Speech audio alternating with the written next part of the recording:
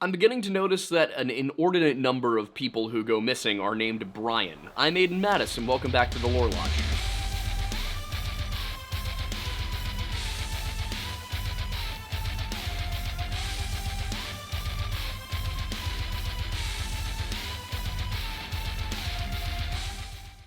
The disappearance of Brian Shaffer is one of those incidents that just kind of boggles the mind. There's a ton of write-ups on this on the internet. There's a ton of YouTube videos about it, and in every single one, everyone seems to come to the same conclusion. There's no explaining what happened here. The gist of it is that a man, a 27-year-old man, walks into a bar, is seen on camera entering the bar, speaking to people just outside of the bar, but never leaving the bar. And yet, Brian did not show up in the bar in any of the ensuing days. You might think, maybe he fell asleep in the bathroom and somebody found him the next morning. Nope. Not only that, but he wasn't found anywhere on the Ohio State University campus, wasn't found in his apartment. In fact, he wasn't found anywhere in the city of Columbus, Ohio. Probably most importantly, he was never found at all. But this mystery isn't as simple as man is seen walking into bar but not walking out of bar. There's some more to it. There's some intrigue, some infidelity possibly. There are a lot of questions and a lot of things that went into what has become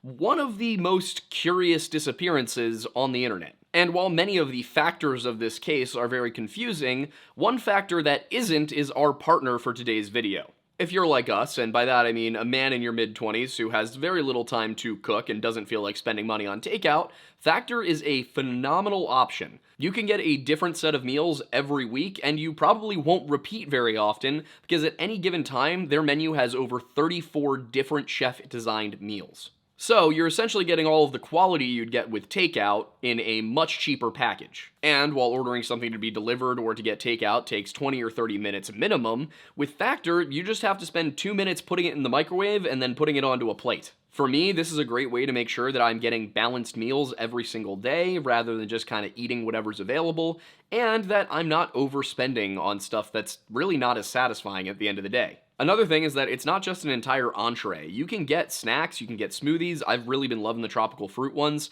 They are actually vegan, which is surprising to me. I usually don't like vegan things, but it's just coconut water, fruit juice, and a couple of other natural ingredients. They're phenomenal. And this specific promotion comes with a special little detail, that is the free wellness shots. So if you'd like to give Factor's meals and shots a shot, you can head over to factor75.com and use code LORELODGE50 to get 50% off your first order, as well as free wellness shots for life.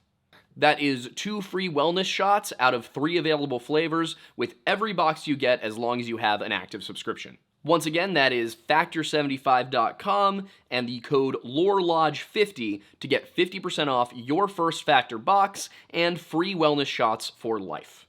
And it should go without saying that in the story we're about to cover, shots do play a factor, just a different kind entirely.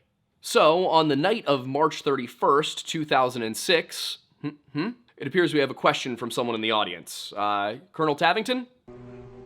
Tell me about Ohio. Well, Colonel, if you must know. The rest of you may not be so interested, and if you're not, you can skip this part of the video using the scrubber bar at the bottom of your screen or using the chapters in the description. Anyway, I guess we should explain to the good Colonel what's so special about Ohio. Way back in the late 1600s, when Europeans were first beginning to arrive in the Ohio Valley region, they came across something rather interesting, and those were mounds. And the reason they were so interesting is because they hadn't been built by either the Algonquian or Iroquoian tribes that the Europeans found living along the Scioto River. Furthermore, they had not been built by those people's ancestors either, as both the Algonquian and Iroquoian-speaking tribes who moved into the region seem to have done so in the last 500 years, while these mounds date to 1,000 to 2,000 years old. At the time of contact, there was really no frame of reference for people to figure out who it was that built these mounds, but over the centuries since then, modern archaeologists have been able to identify at least 3 distinct cultures that inhabited the region prior to the migration of the Algonquin and Iroquois peoples. The first of those, the Adana culture, occupied the region from around 1000 BC to 200 AD. They're primarily known for their mound building practices, and also may be the culture and the group that built the now famous Serpent Mound in Peebles, Ohio. Of course, not all of their mounds were serpent-shaped, but they certainly were common. They had hundreds of these in some places. Unfortunately, very few of them remain because as expansion took hold, they were cleared for farmland. People didn't understand what these things were, they were just kind of in the way, and, well, when the choices are farm or die, most people were going to choose farm. However, back before then, you would see large complexes of these mounds that could be anywhere from 20 feet wide to over 300 feet in diameter. These Adena-era mounds served a few purposes, but the most common seems to have been burial. This is where you would put the deceased members of your society. That said, like many religious constructions, these could also be used as ceremonial grounds or as gathering places. And interestingly, some of them had ridges built into their tops, which could suggest that these could have been used as defensive fortifications in a time of need. The use of man-made hills with defensive fortifications on top was extremely common in Celtic Europe. And along with their mounds, the Adena are known to have built these timber circles, though they're distinct from palisades because they didn't form walls. They weren't interlocking, they weren't right next to each other. You could walk through these circles with ease. Unfortunately, we know very little about what their uses would have been. These people were also proficient at pottery, though unlike some of the later cultures that inhabited the region, they did not make particularly intricate pottery. If it was certainly usable and it was certainly high quality, they just weren't putting all sorts of intricate designs onto it quite yet. And while pottery and permanent structures are typically indicative of a society that is sedentary, the Adena weren't so much in that frame yet. As the Adena developed, certain new aspects of their culture evolved, and they also began to mix with other local cultures that were expanding into the region, and this formed and coalesced into something that archaeologists refer to as the Hopewell tradition or the Hopewell culture. Lasting from around the year 200 AD to around the year 500 AD, the Hopewell culture wasn't any one specific group of tribes, but rather a large number of different population centers who all traded with one another and held certain similar religious and artistic characteristics. In addition, they did continue building the Adena mounds, although they got bigger and there were more of them. Some of these mounds covered up to 50 acres of territory, and while they were still used for burial purposes, it seems that cremation became the more popular way of disposing of a body for the commoner classes. So you would mainly see people of great importance buried in mounds. They also began to keep track of the stars and started building more and more complex trade routes, as well as small-scale farms that primarily produced corn or maize. This was a significant source of nutrition, but it was also supplemental to the hunting and gathering practices. So far as we know, these communities did not grow to any sort of excessive size, and they would have no centralized leadership. You weren't going to see a tribal chief in a Hopewell community. What you might see is that a member of the community was recognized for being particularly good at trade, and so they were trusted to run trade operations. Essentially, you weren't going to be in charge because your dad was in charge, you were going to be in charge because everybody respected you. And the Hopewell culture were actually at their most active when it came to the mound building practices in the region that would become the city of Columbus, Ohio. They built a lot of ceremonial sites that were marked by a mound, which itself was surrounded by geometric earthworks. But interestingly enough, this large-scale architecture doesn't seem to have been used for residence. It seems to have been purely for ceremonial purposes. That said, I do wonder, based on, again, the Celtic use of earthworks, if these did double as a sort of fortification. Especially because these things would cover hundreds and hundreds of acres. This was not like a small little hill with a mound on top of it. These would be very large complexes. Now, the Hopewell culture was pretty short-lived, and to the extent that some people look at it more as a cultural zenith, as a climax of the Adena culture, rather than being its own independent thing. After 500 AD, it started to go into decline, and while the people remained, the things that made them the Hopewell culture fell to the wayside. And in that vacuum, a new people, the Fort Ancient people, arose. Named for an Adena-built site, the Fort Ancient people are a mystery to some extent, because we're not really sure who they were and who their descendants are today. We know they're distinct from the Iroquoian and Algonquian peoples, but we're not sure that they're something like Siouan either, though there are a couple of Siouan-speaking tribes today, I should say, that do possibly match up with the Fort Ancient. The site of Fort Ancient itself does tell us that the Adena and the Hopewell were tracking the stars, that they were keeping track of things like the solstices at the very least, because there are mounds that are set up perfectly to match sunrise on those days. And the Fort Ancient people were there from around 1000 AD to 1750 AD, just before you start to see Anglo-American expansion west of the Appalachians. A characteristic that is important when it comes to the Fort Ancient is that they weren't really mound builders. It is known that they renovated Serpent Mound, and it's possible that they are in fact the people who built it, but Serpent Mound isn't a burial mound. It wasn't used for the same purposes as the mounds built by the Adena and the Hopewell. It's also interesting that the Fort Ancient culture seems to not necessarily originate, but develop in Ohio. And that's interesting to me because it doesn't seem that their culture starts as a hunter-gatherer culture the way that the Adena had, and the way that many cultures in North America did. Instead, the earliest Fort Ancients we have seem to have lived a sedentary lifestyle. They lived in small communities, farming corn, beans, sunflowers, and gourds, pity be upon them,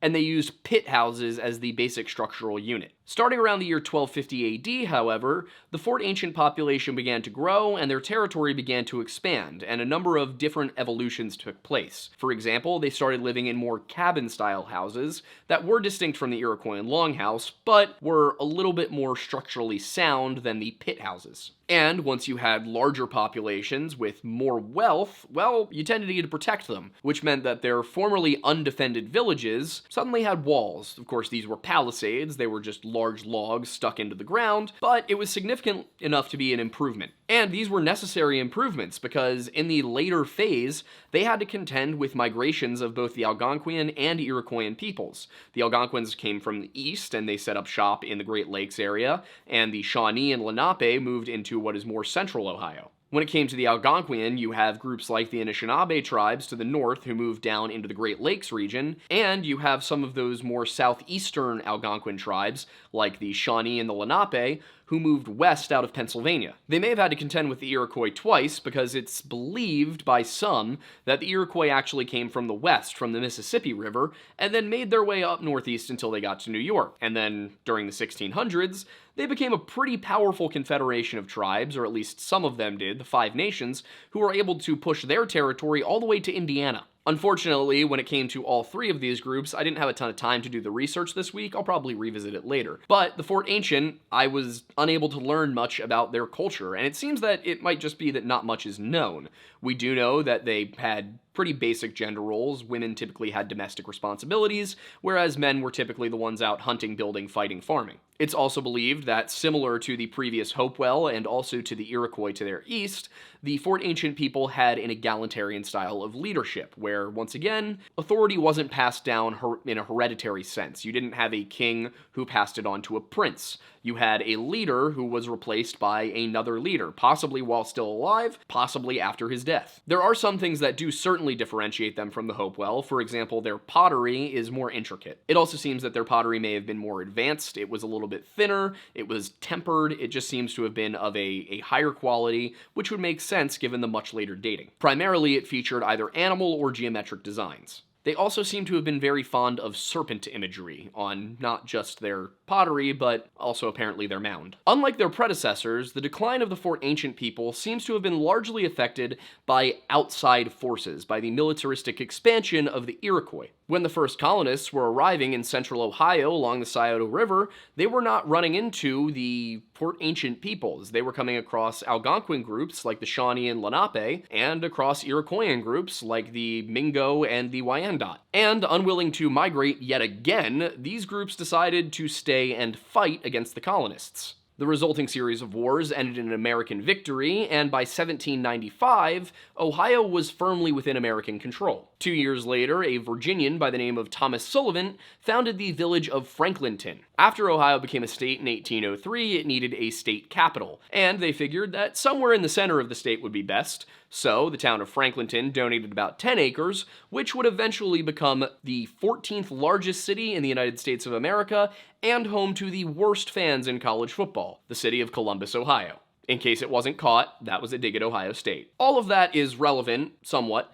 because Brian Randall Shaffer was a 27-year-old second-year medical student at The Ohio State University in Columbus, Ohio in the year 2006. A native of nearby Pickerington, Ohio, Brian had been a tennis star and a team captain in high school. He had played in a band, and then he went on to spend a year studying business and computer science at the Ohio State University Lancaster campus. I love how basically everything I ever learn about Ohio is that they stole stuff from Pennsylvania and made it worse. You know, Pennsylvania gets some Amish people, Ohio must get some Amish people. Pennsylvania has a great football team at their state school, they must get a great football team at their state school. Pennsylvania gets cities that have been relevant to the development of this country, they cannot afford. Great success. In any case, Brian decided to transfer to the main Ohio State University campus in Columbus in 1999, where he also switched his major to microbiology and his minor to molecular science. He also joined the Alpha Epsilon Delta Health Professional Society. And Brian was a great student. He kept very high grades, and he stayed on at Ohio State to continue in medical school. But while medicine was Brian's intended career,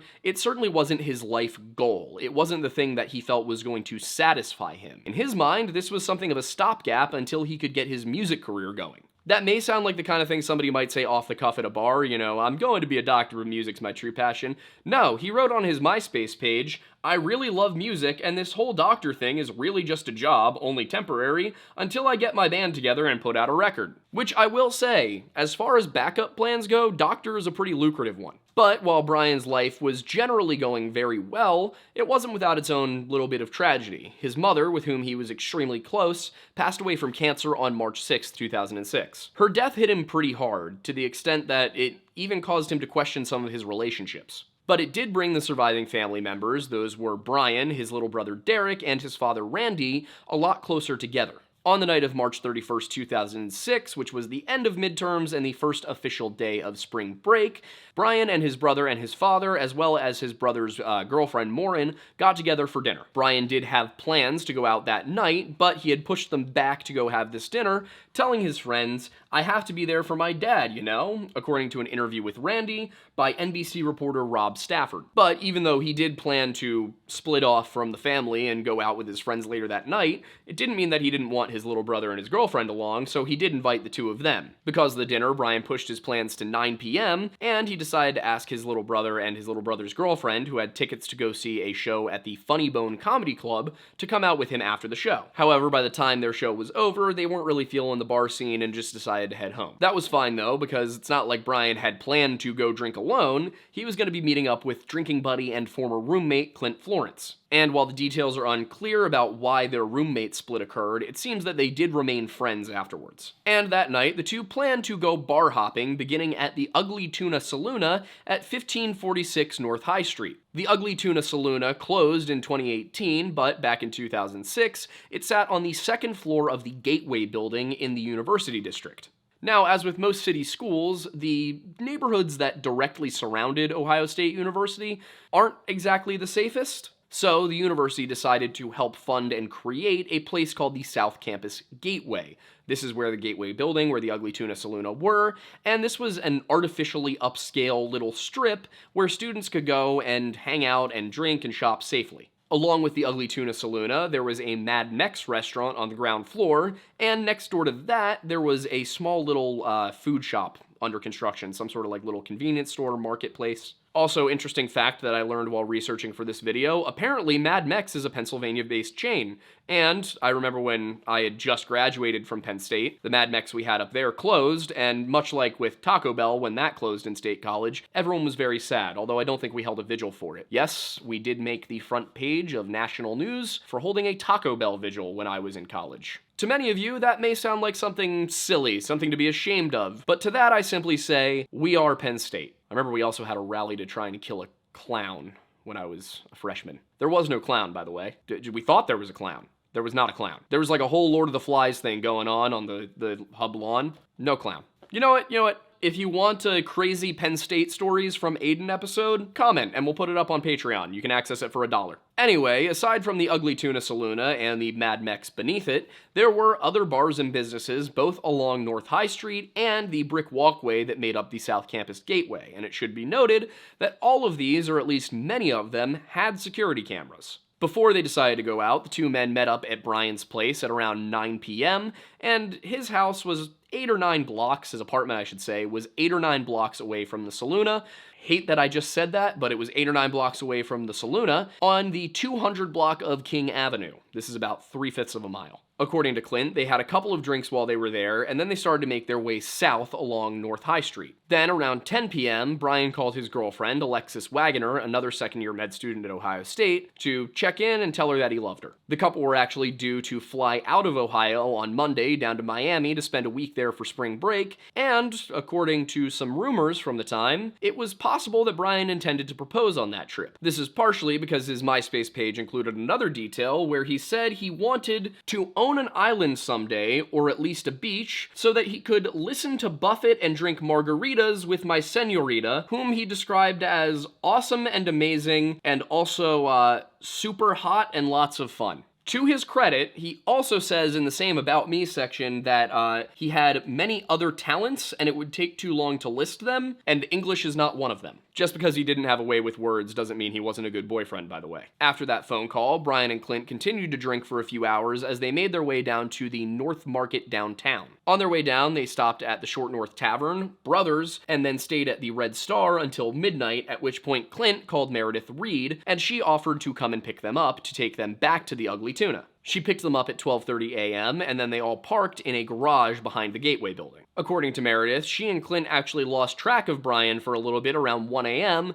but then he reappeared around 1:15, and at that point, a security camera catches the three of them coming up the escalator towards the Ugly Tuna. After that, Brian doesn't appear again on camera until 1:55 a.m., and there's really only 4 people that could possibly know what happened during that period of time between 1:15 and 1:55. Clint Florence told MSNBC's Rita Cosby, "Brian and I always went out, that's nothing new. Sat down, opened a tab, and then, had 3 or 4 shots of liquor." In a statement obtained by Kelly Bruce, Meredith Reed said that at around 1:30 a.m., she and Clint saw Brian walk off towards the corner opposite from the entrance to the bar. And a lot of articles covering this story say that he was probably going over to talk to the band. Now, I do have to cut in there and say that having been both a bouncer and the vocalist in a band that played at bars, that does strike me as odd. If somebody walked up and tried to talk to us in the middle of a set, that would certainly bug us, and usually we would play right up until closing time. 1:30 would be a very weird time for a band to take a break, and a very weird time for somebody to just approach them. Now, that said, it's possible that the band finished up early, or that the bar closed later.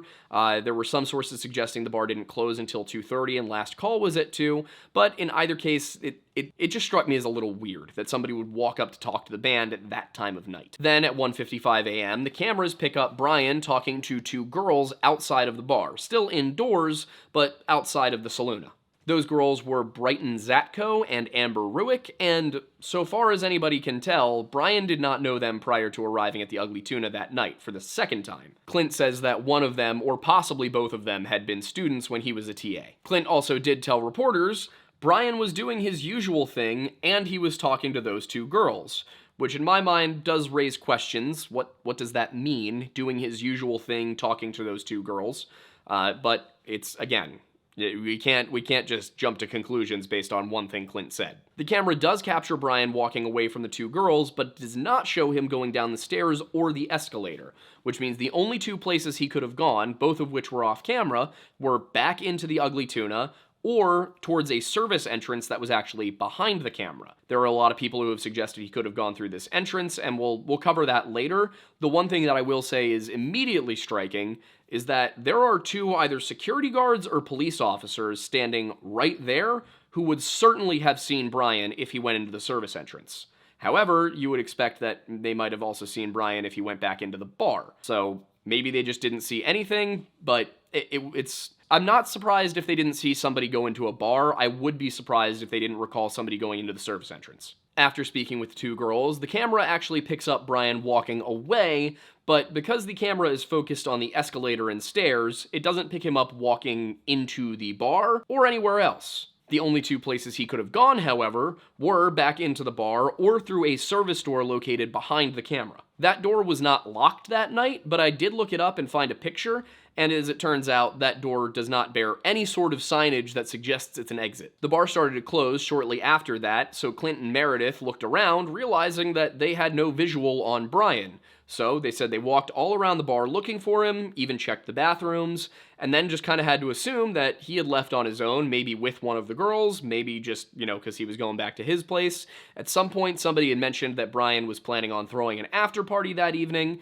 but the point is, they looked for Brian, they called him a few times, but he was just nowhere to be found. Meredith did leave him a message telling him that if he needed a ride home that night, he should just call her, but then she and Clint headed out. They went to a home where Clint was house sitting, and they just stayed the night there. It was about 1.7 miles to the north in Clintonville. Most of the articles from this time do refer to Clint and Meredith as friends, but I do think it's worth noting that in Meredith's statements, she suggests on numerous occasions that she and Clint were spending a lot of time together, staying over at each other's places. It seems to me that these two were more partners than friends in some form or another. And at 10 a.m. on April 1st, Meredith drove Clint back to Brian's apartment from the house he was staying at. Clint picked up his car, he left, he went back to Clintonville, Meredith left, and she went back to her place over on Morse. Interestingly enough, despite the fact that neither of them had heard from Brian yet, they also didn't think to check if he was home and if he was okay. Later on Saturday, sometime in the afternoon, Meredith went to work out, but she couldn't remember when she gave the statement if she had gone to the gym or if she had gone to Sharon's Woods, which is a large park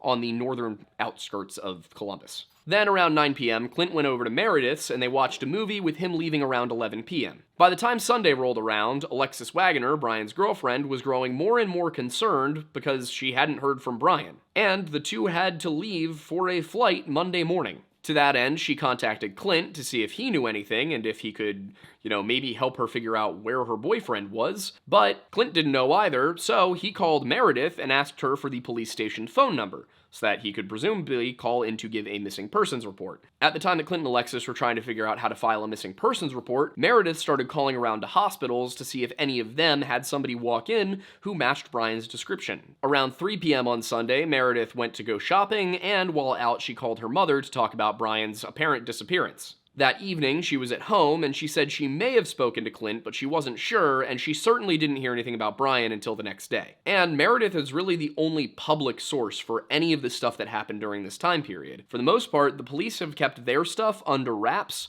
so you only have what was given to the media. And for the first week following Brian's disappearance, everyone just kind of assumed that, maybe he decided to run off for spring break and be on his own for some reason, and he should be back by Monday for classes, right? Well, he wasn't. It was around this time, when it was realized that Brian was definitely not there, that the police pulled over 15 discs worth of video footage from the Ugly Tuna and all of the surrounding businesses, all of which were reviewed over and over and over again by Detective Andre Edwards. The focus of this review, however, was primarily on the two cameras at the Ugly Tuna, one of which was the camera mounted above the entrance that looked at the escalator and the front doors, and the other was one that sort of panned around in the bar itself and could have the emergency exit in frame. On the escalator camera, Brian is seen only 2 times, and he is wearing an olive green polo over a white long-sleeve t-shirt with jeans, white Adidas sneakers, and a yellow cancer awareness bracelet, which was probably the Live Strong campaign given the time. As I think I mentioned, he can never be clearly seen re-entering the bar on that camera, but Detective Edwards said that he is positive that Brian did not go down the stairs or escalator, and he even considered that Brian may have changed clothes. As I said before, the second camera was inside of the bar and panned left to right, and I did see some suggestions that when the emergency exit door was opened, it was set to pan over to that door. However, I was not able to absolutely confirm that, so it may or may not be true. Sergeant Hurst, the detective in charge of the case, spoke to Kelly Bruce in an interview in 2022, may have been 2021, but it came out in 2022, and he said that the footage made it look as though the camera was about to pan, but was manually overridden by a security guard. Some people have described this as seeming like it was a jump cut. I don't think that that's necessarily what he was saying. It sounds to me like the camera in the footage he saw looked like it started to pan before stopping, and then panning back to the other side, or just stopping in general. Again, I haven't seen the footage myself, so all I can go on is the things that Hurst said. Either way, the fact remains that Brian was never seen on camera leaving the bar. In trying to understand where Brian could have gone, how he could have gotten out, police made sure to check what every possible exit was, and they noted just three. There was the main entrance, the emergency exit, and the service door. He definitely did not leave through the main doors out to the South Campus Gateway. He would have been seen on camera, and Detective Edwards said he is positive he was not there. The emergency exit camera didn't see him either, and no employees saw him leave through that exit, not even the security guard stationed at the door. And the third way, those service doors, those would have allowed Brian to get into a hallway that on one side, I think it was if you went left, then it would lead you to a construction site downstairs, and if you went right, it would lead you to the rear service doors of several other buildings and an elevator. If Brian had gone through one of the rear service doors to any of the other businesses and then left through their front doors, cameras would have caught him leaving. The other way, going towards the construction site, would have seen Brian walk into what was described by Hearst as essentially a unfinished concrete basement area that had a hole dug in it that was 6 by 6 feet and 4 feet deep. That was basically the base for an elevator shaft. It was the kind of thing that if you fell into, well, you might hit your head, and especially if you're 6 feet tall, 6'2", as Brian was, you might hit your head, you might get knocked out, but you wouldn't disappear.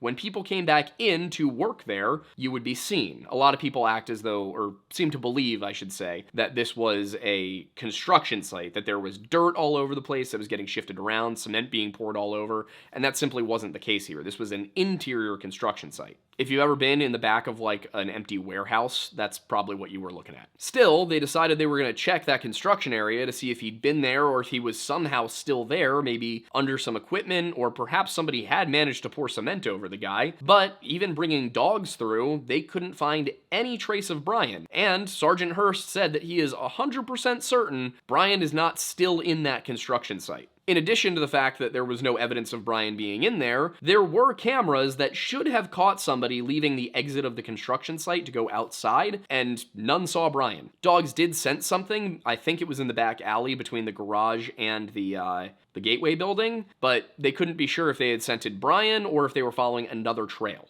Leaving aside the issue of how Brian actually got out of the bar that night, there are other factors to every missing persons case, and during the investigation, the police made sure to interview as many people as possible who were there that night, and especially those closest to Brian. One of those people was Alexis Wagoner, who was actually out of town visiting home that weekend, and she knew very little. All she could really tell police was that when Brian called her around 10 or 10:30 p.m., nothing about him sounded off. She didn't even think that anything was wrong until it had been more than 24 hours since she'd heard from him, and that was partially due to the fact that they had that flight to leave for. Brighton Zatko and Amber Ruick both spoke to police and both remembered seeing Brian and speaking to him, but they couldn't tell anybody where he had gone, because they didn't know. But in a 2018 interview that Kelly Bruce conducted with Brighton Zatko, which appears to have now been scrubbed from the internet, but I found a summary of it on Reddit, she gave some more details. Brighton told Kelly that Brian had actually been very flirtatious and had even asked for her number, which, off camera, she gave him. This would have been around 1:55 a.m. when he's caught on camera that second time, and if you watch that video, it does look like he pulls something small and black out of his front left pocket and then deposits it into Brighton's purse. This could be his cell phone. After this, Amber and Brighton went back into the Ugly Tuna, used the restroom, and came out, at which point they found that Brian was not there. In addition to that, Brighton said that Clint and Brian had been in some form of argument inside the bar that night, but she couldn't really say what. She had only seen it. It was too loud to hear what they were yelling about. It also wasn't the only time that Clint and Brian had gotten into a fight with one another at a bar. On St. Patrick's Day, they had had an argument that resulted in Brian going home and Meredith kind of having to smooth over things between the two of them. In statements given by Clint and Meredith, they said that around 1:30 a.m. they saw Brian walk off to talk to the band, but when interviewed by the police, the band said that they never talked to Brian. So it could be that Clint and Meredith assumed that Brian was going over to talk to the band but never actually saw him do so, or this could have been just a straight up lie for some reason. And while Meredith kind of implied that they lost track of Brian at 1:30, Clint told Rita Cosby at MSNBC something else. Clint suggested that he had actually seen Brian just before 2 a.m. and that he and Meredith had walked back into the bar. He told Rita Cosby that he said, "Yeah, Brian, stick around," because Brian was actually known to wander off around this time of night after drinking. Clint said that he and Meredith came back out of the bar about 15 minutes later at 2:10 a.m. and Brian was gone. In the same April 10th, 2006 interview,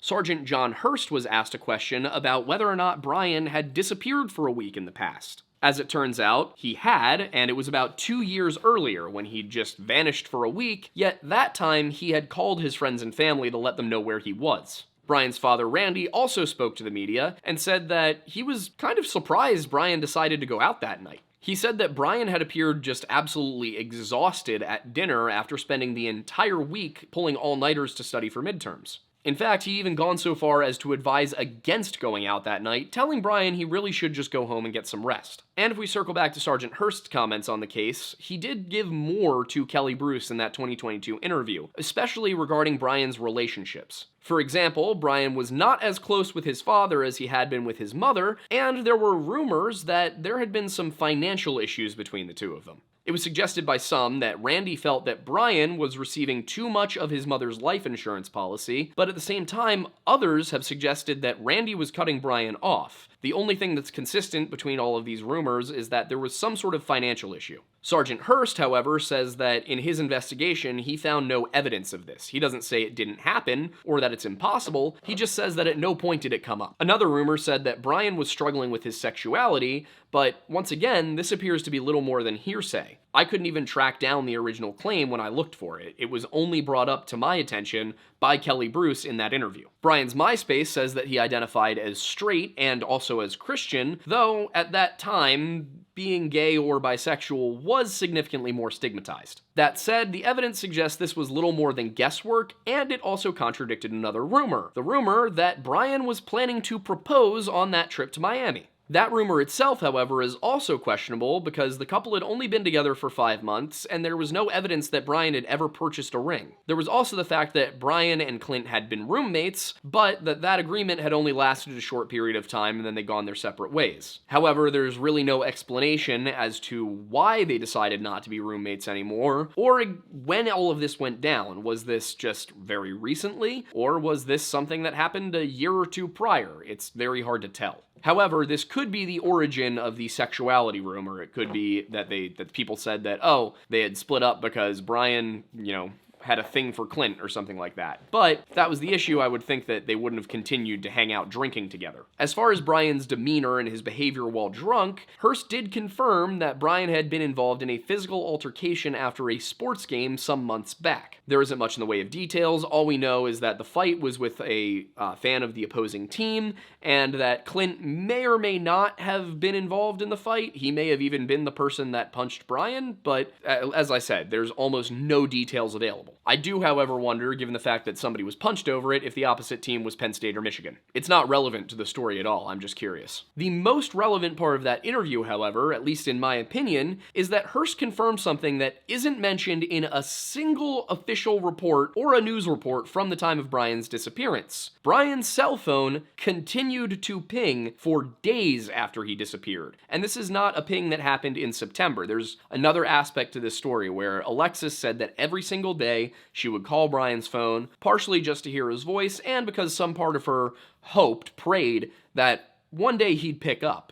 And in September, there was a spark of hope because the phone actually rang 3 times. However, when this happened in September, Singular said that this was just a glitch in their system, that sometimes when the nearest tower is too busy, that the call will get forwarded to another tower, and maybe because of the downtime as it's trying to connect, there'll be a ringing sound. In this case, they said it was most likely just a computer glitch. Singular told Hurst and the others investigating that when a tower is overloaded and the call has to shift to another, it may ring for a moment as the tower tries to connect to the receiving phone. In this case, the ping would have shown the last tower Brian connected to before his phone turned off. Again, not sure how legitimate that information is, but that's what we have. Hurst's opinion on this ping was that it's possible Brian's phone turned back on, but there really wasn't enough evidence to conclude in either direction. However, this is not the same thing that we're talking about for the previous pings. One of those was from a tower over on the west side, and the other was from a tower near Kenny and Lane. The west side tower may have been at Scioto Darby Creek and I-270, which would suggest either that Brian's phone had moved west between the pings,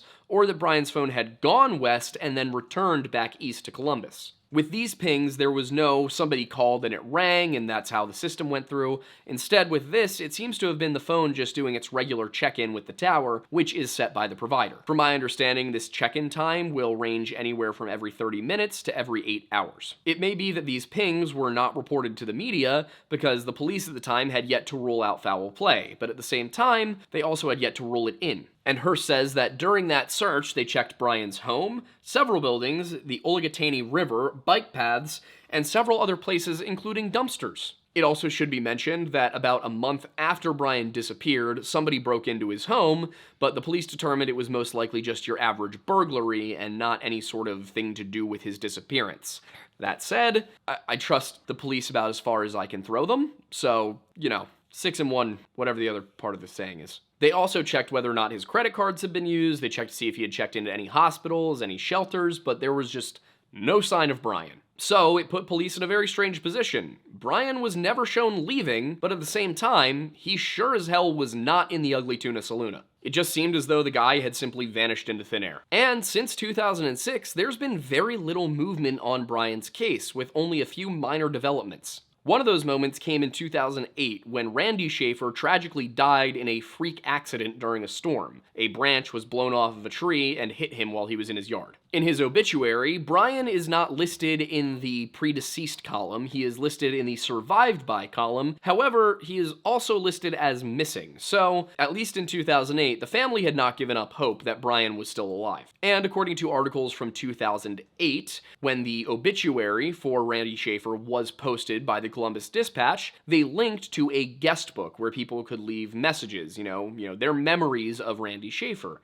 And one of the entries in that guest book read, "I miss you, Dad, love Brian," and it was marked as being posted from the US Virgin Islands. This immediately led a bunch of people to question whether or not it was possible that Brian was still alive and just chilling on a beach somewhere in the Caribbean. When they traced the IP address, however, they found that it was posted not from the Virgin Islands, but from a public computer at a public library in Franklin County, Ohio. Because of this, they determined that it can't possibly have been Brian, and it must have just been some sort of cruel hoax. However, I do stop short of assuming that and just blanket agreeing with them, because whenever you open a drop-down menu for locations for countries, the US Virgin Islands shows up right under the United States of America. Somebody could very easily, intending to click United States of America, click United States Virgin Islands instead. Of course, that is by no means proof that this was Brian posting that message, but it does suggest that it might not have been intentional deception.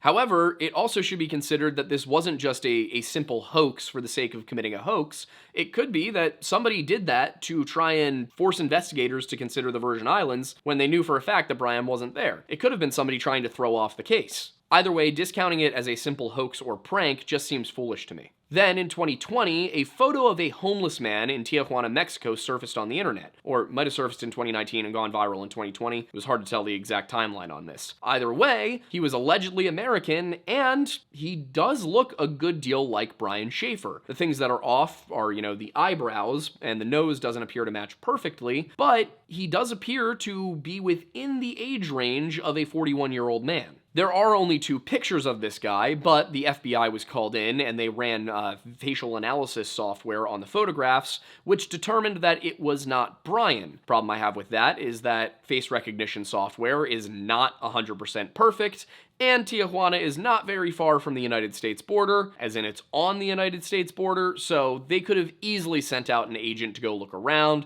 They could have collaborated with the Mexican police, the federales. There were a number of options, avenues they could have taken to positively confirm this was not Brian, and they did none of that. So this is another thing where, in my mind, yeah, it's absolutely not definitive proof that Brian is alive and well in Tijuana, but it's also not a definitive, no, that's not Brian. And since then, it's really been nothing but journalists, content creators, and private investigators poking around a little bit. And unfortunately, even 18 years later, the police are keeping the case files sealed. This becomes more frustrating when you realize that in 2014, they told reporters, "We have 3 different theories, but none that we can discuss." Which means that in the last 10 years, they've been unable to make any progress on a single one of their theories for what happened to Brian Shaffer. And I must say this is a consistent ego problem with police departments. time and time again, when they simply can't, they refuse to let anybody help. They refuse to ask for FBI help. They refuse to ask for private investigators to come in. They refuse to ask for anything. And then when you ask them, they just keep it all under wraps. Obviously, this is by no means every police department, every police officer in America, but it is something that we are running into again and again and again, and one thing that we personally ran into earlier this afternoon at the Ridley Township Police Station when we asked, via the mother of a victim, very clearly, for the entirety of the footage they had from a night in question, this was the Tommy Booth case that we covered, we asked for the entire video feed. They knew what we were asking for. In fact, they were told by a former chief detective what we were asking for, and instead of giving us the entire hour and a half or so that we needed, they gave us 8 minutes on one camera. But as I said, not all cops are the Stonewall, if I can't solve it, nobody can type, and it seems that Sergeant Hurst may in fact be one of the good ones. After he retired from the force, he started his own private detective agency, and with Randy Shaffer dead and the case generally dropped by the Columbus Police Department, Sergeant Hurst has refused to give up because he wants to bring closure to Brian's little brother, Derek. It does seem that Sergeant Hurst did develop a very genuine personal connection to this case, which is something that I can absolutely understand. And yet, after nearly 20 years of searching, people are still asking the question, what happened to Brian Shaffer? Some people think that Clint Florence knows the answer to that question. Clint's behavior was a little bit odd. He initially was very forthcoming and assisted police in any way he could, but soon after the case got rolling, he retained attorney Neil Rosenberg. And Rosenberg really changed the way Clint was approaching everything. For example, when everyone was asked to come in and take a polygraph, also colloquially known as a lie detector test, Neil Rosenberg advised Clint not to do it, even though everyone else who was asked did. And everyone who came in and took the polygraph test was cleared. They all passed it. Now, it is fair to mention that Rosenberg was probably making the right decision for his client here, because polygraphs are notoriously inaccurate, and a negative, a failure, could end up putting a guy who had absolutely nothing to do with the case right in the spotlight of the investigation. Also somewhat related to the polygraph issue, both Brighton Zatko and Amber Ruick were not asked to take polygraphs for some reason. I also should remind people, however, that part of the reason that Clint was suspected of knowing more than he was letting on was that he and Brian had that fight on St. Patrick's Day a few weeks earlier. The fight that resulted in Brian leaving the bar they were at and Meredith and Clint having to go over to his apartment to work it out. And then there were more developments. Because Clint was now unwilling to speak with anybody, the DA actually subpoenaed him. But Rosenberg went in, spent a few minutes talking to the DA, and suddenly the indictment was dropped. Clint just got to walk away without being questioned under oath. Brian's loved ones did not take very kindly to this, and Derek Shaffer noted that as soon as the detectives started getting involved, that's when he pretty much stopped talking to everybody. This was in an interview with OSU's The Lantern student newspaper in either 2008 or 2009. He went on to say, "I've always thought he definitely knows something, just won't come forward with it." Several other articles quote him as saying, "The way he talked about my brother after he went missing, kind of in a negative way, I wouldn't expect that from somebody whose friend vanished." And the other instance I found of Derek Shaffer saying that Clint seemed a little off came from a Columbus Dispatch article in 2016. In this article, Derek was quoted as saying that if he saw Clint, he'd ask him, "Where the hell is my brother?" And also, if anyone knows whether he is still alive or if something happened to him, it's Clint. Derek's sentiment was echoed by Alexis Wagner's father, Tom, who aided in the initial search effort. In 2009, he told The Lantern, "The gist of my perspective on Clint Florence is that I think basically all roads to making progress on the case of Brian Shaffer lead through Clint Florence." Clint, who now goes by William on LinkedIn, studied antigens and immune responses at The Ohio State University from 2002 to 2007, before going on to work at Vanderbilt as a postdoctoral fellow in microbiology from 2007 to 2009. Following his education, he worked for the U.S. Defense Threat Reduction Agency from 2010 to 2014, after which he took a job at Texas A&M as the technical director for the Center for Innovation in Advanced Development and Manufacturing. This was followed by a 4.5-year stint at the Tari Group as a non-clinical advisor, with his current role being a biodefense research program officer, and his work has been primarily centered on COVID-19. He works for the National Institute for Allergy and Infectious Disease. And in the 18 years since Brian disappeared, Clint's really done nothing to raise any suspicion aside from refusing to talk about the case. But even if Clint does know what happened that night, it doesn't necessarily mean that he's responsible. And of course, it is entirely possible that the man genuinely does not know. I will say that Clint probably does know more than he's letting on, at least in my opinion, but it seems very unlikely that he'll talk at this point. So all we can really do is look at the theories that have come up. There are a lot of theories here, but they all focus around several main archetypes.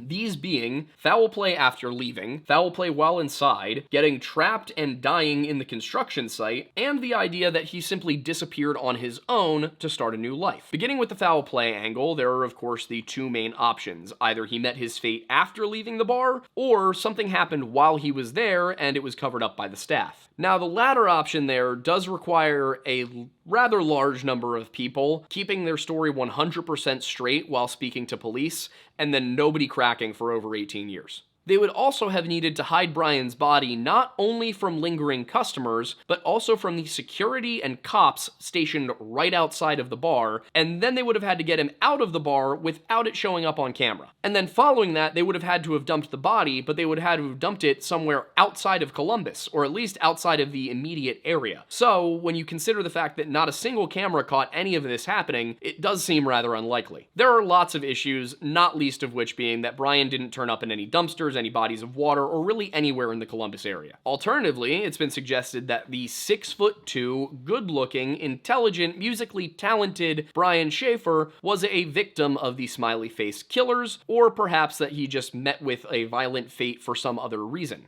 However, this theory suffers from one of the same problems as the other one, that Brian was never found anywhere in Columbus, let alone at all. And if he was removed from the area of the bar, because again, remember, he was only walking, less than a mile to his apartment. So if he was harmed on the way home from the bar, they had to get him out of there without anybody seeing it. Unlike the other theory, however, it's not limited by the lack of any visual of Brian leaving the bar. I think that there was a major detail about how Brian could have left that was missed at the first pass of this investigation. As I mentioned early in the video, the Ugly Tuna was above a Mad Mex, and that Mad Mex had a sloped metal roof over part of its dining area, and it sat just about 6 feet beneath a balcony accessible from the Ugly Tuna. And that balcony of the Ugly Tuna was accessible through a corner of the bar. A corner of the bar directly opposite from the entrance. If somebody really wanted to, they could climb over the railing, shimmy down the bars,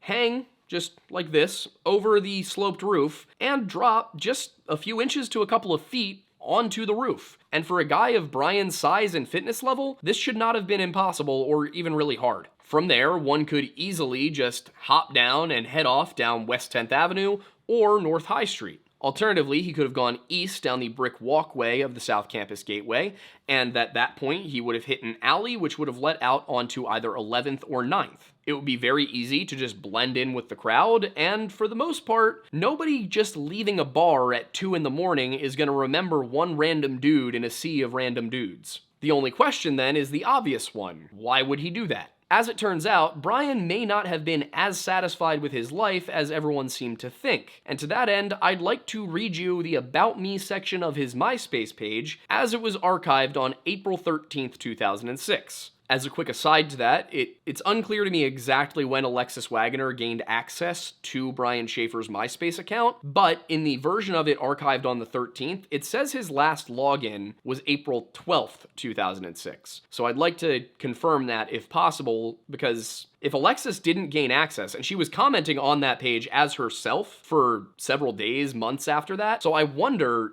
if that was just something that slipped past everybody, or if it was something that was just simply Alexis had access to the page. Either way, the section reads as follows. I'm a second-year med student at Ohio State University. Only 2 years to go. I have an awesome and amazing girlfriend. She's super hot and lots of fun. I really love music, and this whole doctor thing is really just a job, only temporary, until I get my band together and put out a record. I want to own an island someday, or at least a beach so I can listen to Buffett and drink margaritas with my senorita. I play guitar. I also have many other talents, and it would take me too long to list them. English is not one of them. If you have any medical questions, feel free to send them to me, although right now I don't know much about medicine, but the only way to learn is to make mistakes, so why not? In the Who I'd Like to Meet section, he wrote Eddie Vedder of Pearl Jam because he helped hair metal come to an end, which in my opinion is not necessarily a benefit. That said, I do like Pearl Jam. Do not ask me to name several of their songs. I couldn't. I enjoy Pearl Jam when it comes on. I'm not a poser. I'm just a guy who appreciates when Pearl Jam comes on the radio that I never listen to anymore, because who listens to the radio these days? Even Flow, Once, Jeremy, Oceans, Alive. There we go. We're good. Daughter. Yeah, that one. Yeah. He continued, I would also like to burn one down with Bob Marley, which I looked up what burn one down would mean, and I believe in 2006 it would have been slang for smoke a joint. I wouldn't be so sure of that if he hadn't listed Bob Marley as the person he'd like to do it with. He also wrote, I want to be an alien when I'm reincarnated, but not the wussy kind, the kind from the movie Alien or Aliens. That last sentence is definitely a little on the weird side, but I'm not going to read too into it because I remember what humor was like in 2006. In the comments on his MySpace page, of which there were only 10 when this archive was taken, it was a rather new MySpace account, there just weren't. If you go back and look at the later archives, that number continues to go up. So I think these were just the only 10 messages posted to that point because it was a new account. But in any case, there were a few messages. A couple were from Alexis, and she had posted some compliments, a happy Valentine's Day message,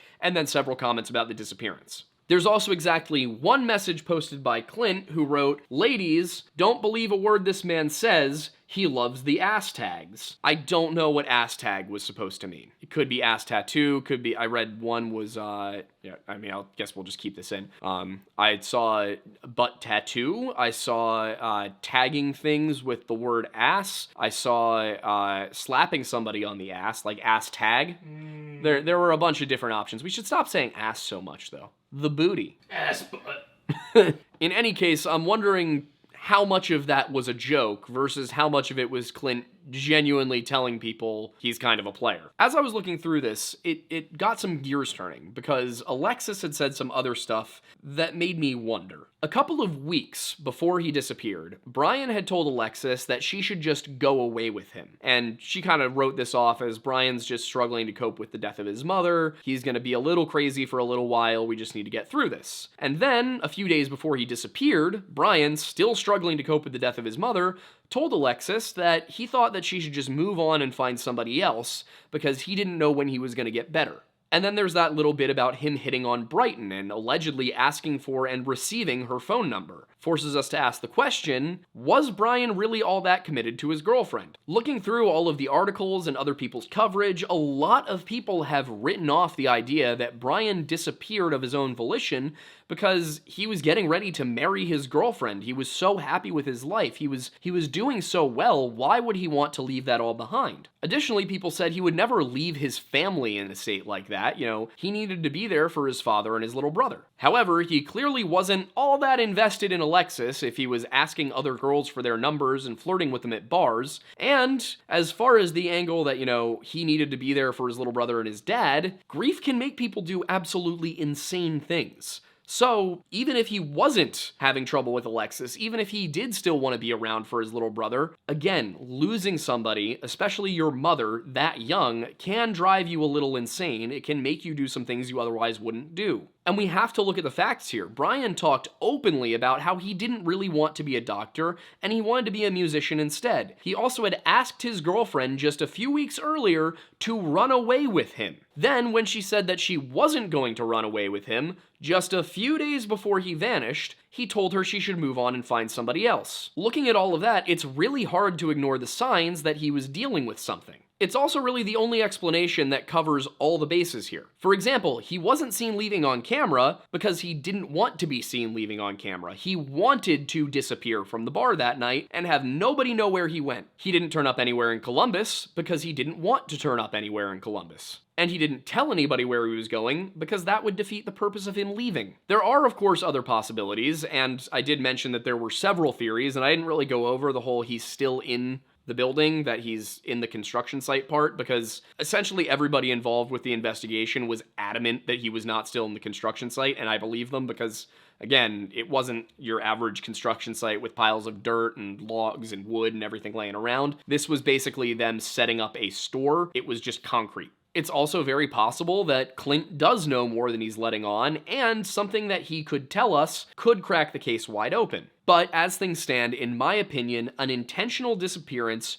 due to grief and a general dissatisfaction with life make the most sense here. And this is especially in the absence of other similar cases in the area. This is technically, in some ways, a Smiley Face Killers case. People have suggested that that was involved. I believe Kevin and Anthony looked at it briefly, but because the body never turned up, it's hard to say. You can't say that this person drowned if you never found them. I also looked at, are there other young men who have gone missing, who have been found dead in Columbus, who kind of match this situation? And the one I found was a guy named Joey LaBute, but that was 10 years later, and it didn't seem to have any real connection. There also were no other ones on top of it. There are a few other people, don't get me wrong, but nobody whose circumstances really match Brian's. At least not well enough to seem related. There were also, to my understanding, no smiley faces found near the bar, so you can't even take that line with it. The one thing I did see is that there was a little stint there where people were worried that a serial killer was active in Columbus, but all of the targets there